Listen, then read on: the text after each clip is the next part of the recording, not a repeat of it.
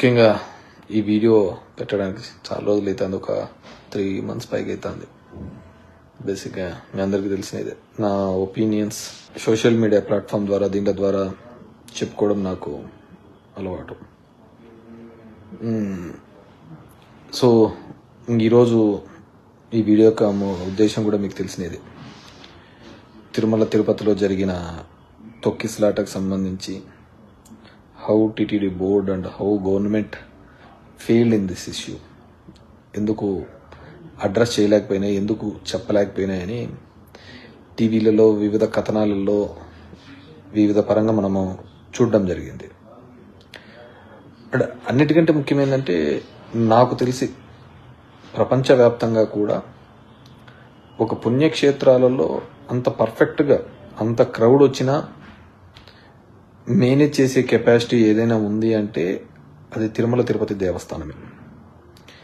అది వచ్చే జనంని కంట్రోల్ చేయడంలో కానీ, భక్తుల్ని కంట్రోల్ చేయడంలో కావచ్చు, పరిశుభ్రంగా ఉంచడంలో కూడా. మీరు ఎన్నో చోట్ల వెళ్ళింటారు, ఎన్నో గుళ్ళ దగ్గరికి వెళ్ళింటారు, ఇంత పరిశుభ్రంగా ఎక్కడే కానీ ఏ గుళ్ళలో కూడా ఉండదన్నమాట. ఒక తిరుమల తిరుపతి దేవస్థానంలోనే మనకు ఆ క్లీనినెస్ కనపడుతూ ఉంటుంది, ఆ విధమైన మెయింటెనెన్స్ కూడా ఉంటుంది. సరే, మొన్నటి వరకు అది ఒక పుణ్యక్షేత్రము, ఈ రోజుకి ఒక మంచి పుణ్యక్షేత్రము.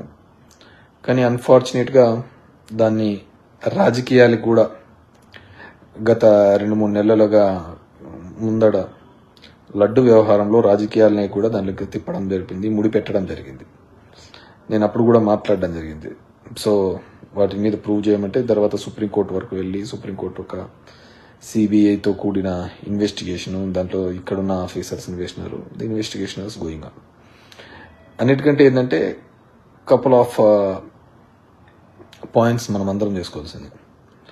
గొడవ జరుగుతుంది నాకు ముందే తెలుసు అని మొదలుపెట్టినప్పుడే నుంచి టీటీడీ చైర్మన్ చెప్పినప్పుడు కింద ఎందుకు అలర్ట్ చేయలేకపోయినాడో, ఎందుకు జనంకి ప్రజలకి ఈ విధంగా ఉద్దేశించి డిపార్ట్మెంట్కి చెప్పలేకపోయినాడో తెలియని విషయం ఒకటైతే.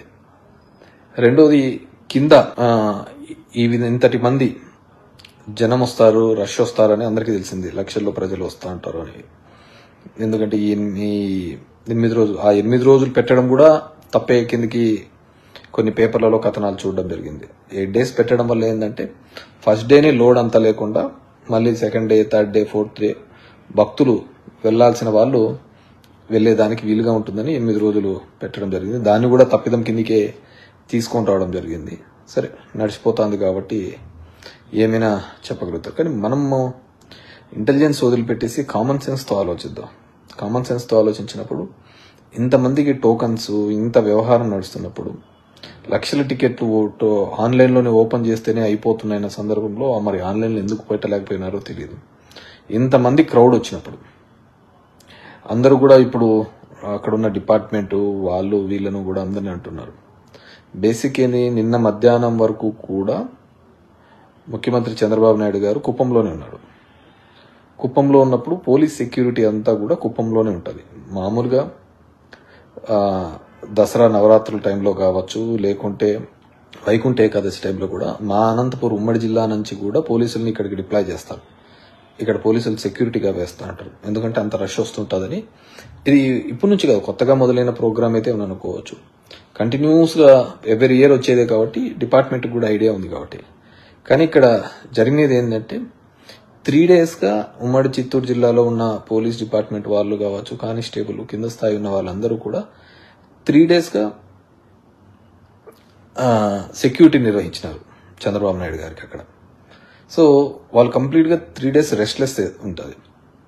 మళ్ళీ అదే డిపార్ట్మెంట్ వాళ్ళు ఇక్కడికి వచ్చింటారు, వాళ్ళు రెస్ట్లెస్ ఉంటారు. నేను పై అధికారులు కాదు, కింద స్థాయిలో కానిస్టేబుల్ అధికారులు, హెడ్ కానిస్టేబుల్, ఎస్ఐ స్థాయి అధికారులు, పైన ఐపీఎస్ల గురించి కాదు, వీళ్ళ గురించి కాదు, వాళ్ళ ఆఫీసెస్లో ఉంటారు. కింద స్థాయిలో ఉన్న వాళ్ళు దే గెట్ టైర్డ్. సో 2 రోజులు ఆ విధంగా ఉండడం కూడా రెస్ట్లెస్నెస్, అంతమంది క్రౌడ్ వచ్చినప్పుడు దాన్ని హ్యాండ్లింగ్లో కానీ దీనిలో కానీ కంప్లీట్గా ఇది చేసినారు. సరే, దీన్ని పొలిటికలైజ్గా గతంలో పవన్ కళ్యాణ్ గారు, ఇప్పుడు నిజంగంటే టీటీడీ ఈఓ తప్పన్నాడు, జేఈఓ వెంకన్న చౌదరి, శ్యామరావుకు అయితే నేనున్నంత వరకు అయితే హీస్ గుడ్ ఆఫీసరే. మరి ఎంత ఇన్ఫ్లుయెన్స్ చేస్తున్నారో ఆయన మీద అనేది మామూలుగా టీటీడీ గురించి తెలిసిన వాళ్ళదంతా శ్యామరాజ్ ఈవోది ఏమీ లేదండి, అంతా వెంకయ్య చౌదరిది ఇక్కడంతా, ఆయనే అంత కింగ్ మేకరు, ఇక్కడ ఎవరు ఈవోది పట్టించుకోరు, అంత వెంకయ్య చౌదరి అన్నీ చూస్తా అంటాడు. ఇది మన లడ్డు వ్యవహారంలో కూడా ఆయన వల్లనే రచ్చ జరిగిందని నెంబర్ ఆఫ్ పీపుల్ చెప్తూ ఉంటారు అక్కడ. సో మనకు తెలిసి కూడా ఇంతకుముందు మురళీమోహన్ అన్నట్టు మా వెంకయ్య చౌదరి పైన ఉన్నాడు, కొండపైన ఉన్నట్టు, ఇప్పుడు వెంకయ్య చౌదరి వల్లనే జరిగిందా, ఏం జరిగిందా అనేది చూడాల్సింది. మరి వాళ్ళ మీద అంతా చర్యలు తీసుకుంటారో పవన్ కళ్యాణ్. సరే, చర్యలు అంటే ఒక సస్పెండ్, ఒక ట్రాన్స్ఫర్ దీనిలోతో అవుతాయి. ఎందుకంటే దిస్ ఈజ్ హ్యాపెనింగ్ కంటిన్యూస్లీ. ఆ మంచో చెడ్డో దరిద్రమో ఏమో తెలియదు కానీ పాపం చంద్రబాబు ఉన్నప్పుడే జరుగుతాయి, ఆయనకు ఉన్నప్పుడే ఇవన్నీ జరుగుతున్నాయి. ఇప్పుడు గోదావరి పుష్కరాలు ఉన్నాయి, పాపం సీను అతని పేరు ఏం పేరు డైరెక్టర్, ఆ డైరెక్టర్ మంచి హోలీ ప్లేస్ ఇవన్నీ మంచి షూటింగ్ ఇస్తామని చెప్పి కరెక్ట్ వీళ్ళకి ఫ్యామిలీ మెంబర్స్ అంతా అయిపోయిన తర్వాత ఒకటేసారి గేట్లు ఎత్తడము, ఆ గేట్లు ఎత్తుతానే అంతమంది క్రౌడ్ పోవడం చనిపోవడం జరిగింది. సో బాధాకరమే. మీరు బాగా అబ్జర్వ్ చేస్తే దీనిలలో ఎప్పుడు కూడా చనిపోయేది పేదవాళ్లే, పేద మధ్య తరగతి కుటుంబంలో ఉన్న వాళ్ళే పాపం దేవుని దగ్గరికి అని. మిగతా వాళ్ళలాగా విఐపీ ప్రోటోకాల్స్ వీళ్ళకి అన్నీ ఉండవు కాబట్టి దేవుని దగ్గరికి వెళ్ళాలి చూడాలి తొందరగా అనే ఉద్దేశంతో వీళ్ళంటే అప్పుడు గోదావరి పుష్కరాలు జరిగినాయి. కానీ దాని తర్వాత కరెక్టివ్ మెజర్స్ ఏం చేసుకుంటున్నాము అని. సో దీనిలో కరెక్టివ్ మెజర్స్ ఏం చేస్తున్నాం, సస్పెండ్ అయిపోతుందా లేకుంటే ట్రాన్స్ఫర్తో అయిపోయింది కదా. ఖచ్చితంగా ఎవరైతే రెస్పాన్సిబుల్ పర్సన్స్ ఉన్నారు, హూ ఎవర్ మేబీ, అది సినిమా వాళ్ళు కావచ్చు, పొలిటికల్ వాళ్ళు కావచ్చు, ఎవరైనా కావచ్చు, ఖచ్చితంగా క్రిమినల్ కేసెస్ కట్టాలి. ఆ ఈవెంట్ చేసే వాళ్ళ మీద ఖచ్చితంగా క్రిమినల్ కేసెస్ అనేది చేయాలి. ఒక మిస్హ్యాప్ జరిగి ఒక నిండు ప్రాణాలు పోయిందంటే దాన్ని చూస్తూ చూడనట్టుగా ఉండాల్సిన అవసరం ఏముంటుంది చెప్పండి. సో ఖచ్చితంగా వాళ్ళ మీద క్రిమినల్ కేసెస్ ఫైల్ చేయాలి. ఆ విధంగా ఈవెంట్ చేసేటప్పుడు చేయాలి. ఇప్పుడు అది సినిమా ఫంక్షన్లలో కావచ్చు, మన అల్లు అర్జున్ దాంట్లో చూసినాము. అదేవిధంగా కందుకూరు సంఘటన జరిగింది, అక్కడ చేసినాము. పుష్కరాల్లో జరిగినాం, నో కేస్ వాస్ ఫైల్ కదా, ఏదో ఊరికనే చెప్పేసి పోతూ ఉంటారు. సో డెఫినెట్గా వాటి మీద చెయ్యాలి.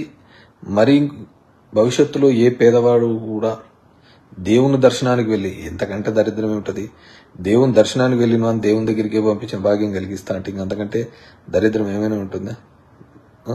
సో అంత పరిస్థితులలో ఈరోజు ఉండడం జరిగింది. నేను చెప్పిన టీటీడీలో they are meant for crowd management. Crowd ఆ విధంగా ఏ విధంగా చేయాలని టీటీడీకి తెలిసిన విధంగా ఎవరికి తెలిసిండదు కూడా మిగతా గుళ్ళలో. ఎందుకంటే వాళ్ళు ప్రతిరోజు వేల సంఖ్యలో చూస్తుంటారు. ఇలాంటి దానిలలో సంవత్సరాల్లో లక్షల మందిని చూస్తూ ఉంటారు. అదేవిధంగా దీన్ని పొలిటికలైజ్ రాజకీయంగా తిరుమల తిరుపతిని మన 3 నెలల కిందట రాజకీయంగా దీన్ని అందరినీ తీసుకొని రావడం జరిగింది. అదే సగం దరిద్రము. వెంకన్న దగ్గరికి దేవునితో రాజకీయాలు పెట్టుకొని ఆడడం అంత దరిద్రం ఇంకోటి ఏమీ ఉండదు. అదేవిధంగా మీరు ఈ ప్రవచనాలు చెప్పేవాళ్ళు కూడా, చాగంటి వాళ్ళు కావచ్చు, మిగతా వాళ్ళు కావచ్చు, ఒక సిస్టమ్కి ఆ రోజు పోకపోతే ఇంక ఏదో మొత్తం అంతా నాశనం అయిపోతాము, మనమంతా ఇంక బతికి కూడా వేస్ట్ అనే విధంగా చేయడంతోనే భక్తులు ఆ నమ్మకంతో ఎక్కువగా జనం దగ్గరికి పోతున్నారు.